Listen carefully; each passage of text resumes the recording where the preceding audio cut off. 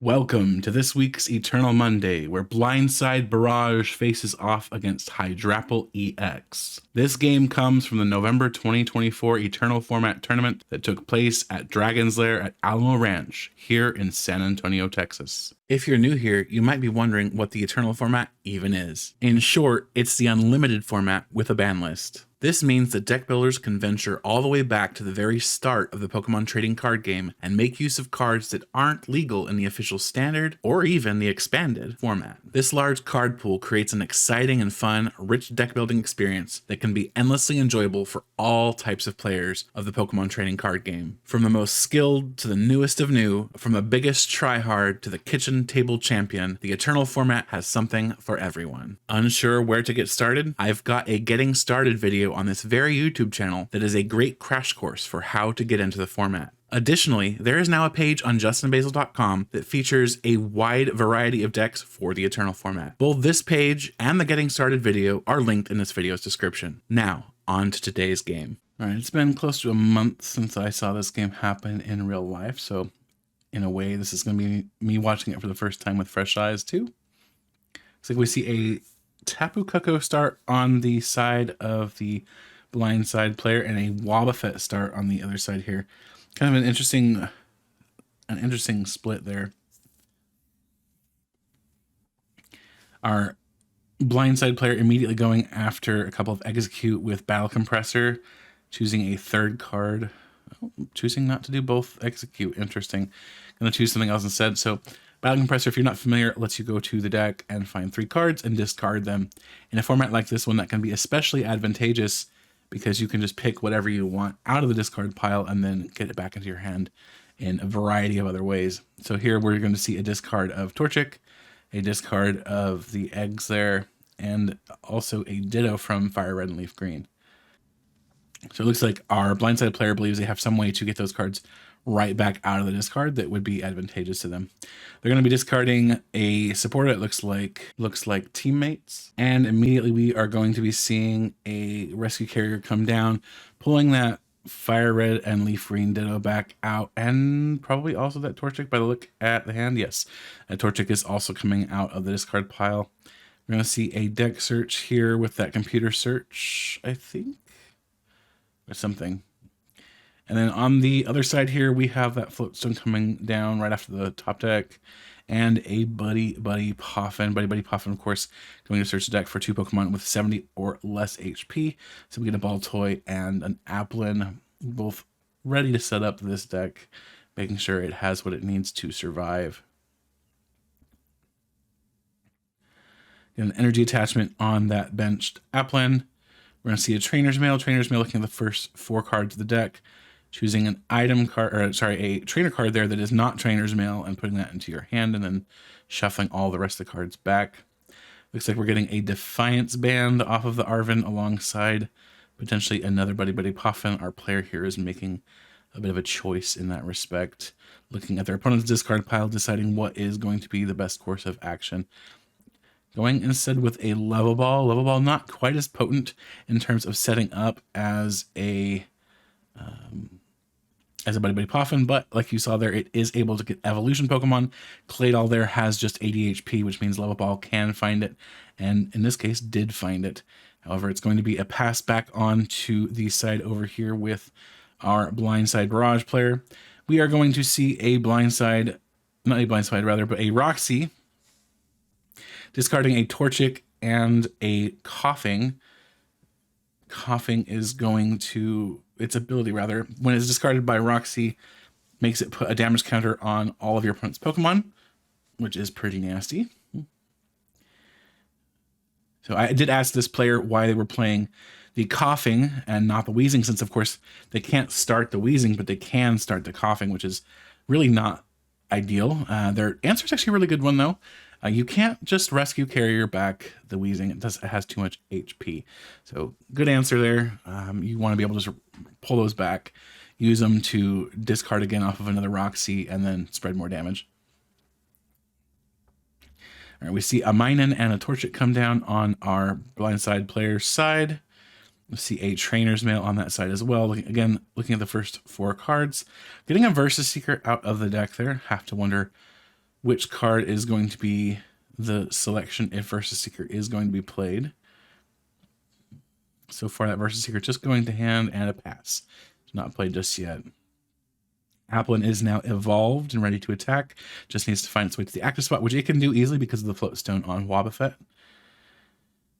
Both players still have full prize cards remaining, which means that Defiant Span is not going to be doing a whole lot right now, but it could in the future. See another grass energy coming down on that Diplin there. It's a Diplin instead of a Hydrapple. Do not believe we were candied. But we do have 2 Teal Mask Ogerpon also down on the bench there, which is always good to see. And then we have another Applin coming down off of that Nest Ball, preparing to get another Diplin and or Hydrapple out for a future turn. I think in this particular matchup, Diplin and Hydrapple both have their uses, but unfortunately, Hydrapple in particular is weak to fire, so having it out is kind of a bit of a vulnerability. It is going to knock out that Tapu Koko with the double hit, but only Tapu Koko. Minun going to draw 2 cards off of its Poke Power there. So that's very familiar for those, or rather that effect is very familiar for those of you who are used to Pheasantipity. This is kind of the OG version of that with a draw 2 instead of a draw 3, and it's on a single prize Pokemon. Here we have that Versus Seeker finding the teammates searching deck for any 2 cards, so long as your opponent has taken a knockout during their previous turn, which in this case has happened. So here our blindside player going to grab 2 cards of their choice from their deck. Hopefully they are making wise choices. Magma Basin coming down, going to get that fire energy on that Torchic so that it just needs a double colorless energy or a twin energy in order to be powered up fully for blindside. It's another discard off of that battle compressor, thinning out that deck yet again, making sure those cards are not going to be dead drawn into, but also making some of them accessible via other cards. There we go. There is the fire energy off of that Magma Basin. We do see the blindside TM attached also, so we just need to get that Ditto out of the active spot, which we have now done. And we also have, wow. Okay, so that was a lot for those of you who were following along. So that Ditto used its Poke Power to become Yamask, which, because it saves the number of turns it's been in play, was then able to immediately evolve up into Cofagrigus, and by so doing, knock itself out using its ability to spread some damage counters on the opposing side. And now we have that Blindside Barrage going haywire with that Torchic. Torchic going to use Blindside twice, knocking out both the Diplin and the Applin on the bench. So now our Hydrapple player has to contemplate what their next move is going to be. We have another Diplin come down, and yet another Diplin come down. So that was a Buddy Buddy Poffin there for those of you keeping track. Diplin being found, or sorry, Applin being found twice off of that Buddy Buddy Poffin. See a bud catching set, looking at the top several cards of the deck for grass type Pokemon or grass energy. You got a Diplin and a grass energy there, not too shabby. Can't evolve either of these Diplins this turn, however, so that's kind of a little too late. We also have another Diplin in hand, also waiting to evolve from one of the ones on the bench. At this point, the Hydrapple player kind of just has to hope that the Blindside Barrage player can't get damage counters on these Applin, but we're switching into it, which is kind of interesting. Are they choosing to pass, maybe? They're going to Teal Dance to the Ogerpon to draw a card. And we see an unfair stamp on the side of the player here with the Diplins. Unfair stamp, of course, putting him down to just 2 cards. Pretty potent effect. Pretty good card, frankly. And then I don't know if that's a better hand for... I don't know if that's a better hand for our Hydrapple player, but we do see some cards coming back into the deck from the discard pile with that Super Rod. Super Rod, good, but it would be easier to find in a discard with something like a Clara.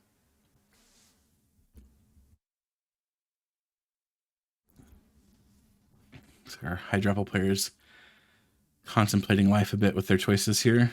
I'm going to see a Cosmic Power Drawing 4 cards.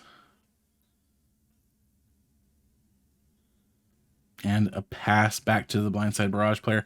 If Blindside Barrage can find a rescue carrier and a Roxy, this could be game over pretty quickly. I see Execute coming back out off of that Battle Compressor, getting a Fire Energy also that can be used for Magma Basin. Perhaps our player here has another Magma Basin in hand ready to go. Getting a 3rd card off of that deck search here with Battle Compressor. Bit of a longer search. You did not notice these games are sped up a bit to make them go a little bit faster, but this particular deck search is a little overworn. So they're just going to go with that, searching and just discarding those 2. All right, we are going to discard the Fire Energy and put Tapu Koko in active. Using Magma Basin, we're going to put that Torchic, or put energy back on the Torchic, and then we're just going to leave the Tapu Koko in the active spot. So our Hydrapple player gets a bit of a reprieve. We get a Float Stone down on the Claydol. Some additional energy coming into play. We do need an energy on the active Dipplin to attack, and we need Festival Grounds once again. I do see it off of that bug catching set, but of course you can't pick it off of that bug catching set. Don't see it in hand, unfortunately, so it'd just be a single attack on Do the Wave. We do see another Teal Dance. Teal Dance trying to draw into that Stadium card. Stadium card unavailable, unfortunately. We are going to see a Guzma-ing up the Torchic that was on the bench and did not attack last turn. And then I do believe he's going to try to Float Stone back out, but not just yet. There is the Teal Dance. Not Teal Dance, sorry. That's the that was the Cosmic Power. You see some cards there. Do you see a Hydrapple and what looks like another Dipplin off of the bug catching set. And we have Dipplin going in the active spot, going to take a knockout on that Torchic, and going to smack into that Tapu Koko, hurting it just a bit there. Not enough to knock it out, but enough to hurt it. Oricorio drawing some cards, and then Minun shortly after looks like we'll also be drawing cards. So Oricorio is just like Pheasant Deputy, and then it draws 3 when your opponent knocked something out during your previous turn, or during their last turn rather. And Minun again is the same, but for 2 draw instead of 3. Rescue Carrier once again coming back out to play. Gonna find a couple of Pokemon with low HP. It does look like we've found both a Ditto and a Torchic. Let's see, a Raihan, perhaps? Raihan going to attach a Fire Energy to that Torchic. There it goes. I'm going to search the deck for a double colorless energy if I had to guess, and then attach that to the Torchic. There it is, which means the Blindside must be in hand already, or they have ready access to the Blindside. Technical Machine Blindside, of course, is what they're trying to power up here. There's Technical Machine Blindside. It was in hand already. That Tapu Koko does have free retreat, so that Torchic is going to go once again into the active spot and now do 100 damage to 2 of our Hydrapple players' Pokemon that have any damage on them already. All right, so we've knocked out Claydol and Wobbuffet, both of them already damaged from previous attacks. Not the attackers for the Blindside side, or for the Hydrapple side, but still not the best thing to have knocked out. That was a big part of your draw support and a bit of disruption, including a Float Stone option. Our Hydrapple player here having to make some rather tough calls with what they're choosing to play. Gonna go into an Evolution Incense, probably finding another Hydrapple if I had to guess, if only to thin it out. Going in for a Dipplin. Dipplin going to evolve the benched Applin, perhaps?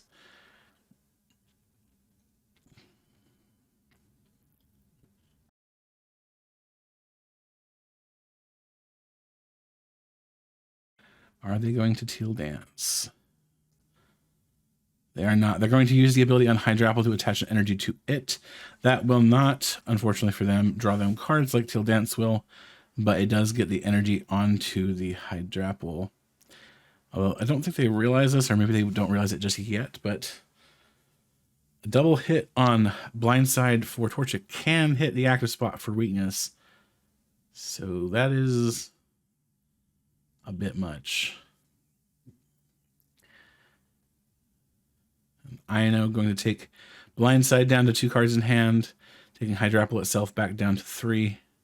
Gonna see another Applin not go down. Applin in hand, but choosing not to put it down maybe. Having lots of thoughts about it. Choosing instead to Trainer's Mail just first and see what happens. Only one good choice there, I feel like. Going for the Versus Seeker. Gonna have a support card for this next turn. Not choosing to play it just yet, but I'm sure they will shortly. All right, now this comes down to what is our Blindside player going to do next, because I don't believe our Hydrapple player has a good shot at this point. Okay, so that Torchic is going down, but for those of you who've been following along, you know this is not a big deal. Going to KO both the Torchic and the Tapu Koko. So that is going to put the Hydrapple player down to just 1 prize card. However, at this point, I think that Ditto has pretty much sealed the deal for this game. That Ditto is going to become a Torchic here shortly, with, again, the effect of its Poke Power.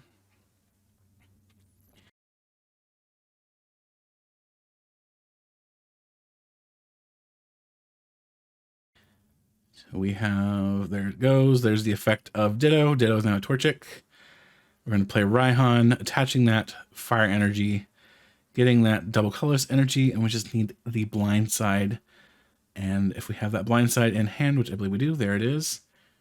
We're going to double hit rather, the Teal Mask Ogerpon, taking a knockout there, and ending the game, taking those last 2 prize cards, even though the Hydrapple player was so close with just 1 prize card remaining on their side.